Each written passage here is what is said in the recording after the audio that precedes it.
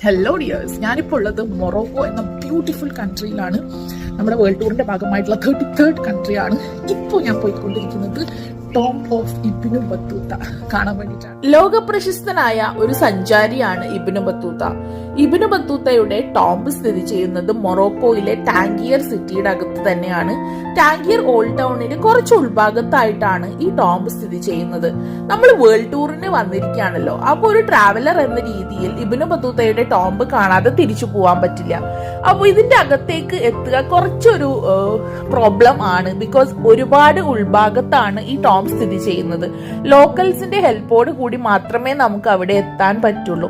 Finally ഞാനിതാ ഇപ്പോ ഇവിടെ എത്തിയിരിക്കുകയാണ്. അത് ക്ലോസ്ഡ് ആണ്, നമുക്ക് അകത്ത് കയറാൻ പറ്റില്ല. ഇതാണ് ഇബ്നു ബത്തൂത്തയുടെ ടോംബ്. കഴിഞ്ഞ 4 വർഷമായി ഇത് അടച്ചിട്ടിരിക്കുകയാണ്. ലോക്കൽസിന്റെ ഹെൽപ്പോട് കൂടിയാണ് നമുക്കും ഈ ടോംബ് കാണാൻ സാധിച്ചത്.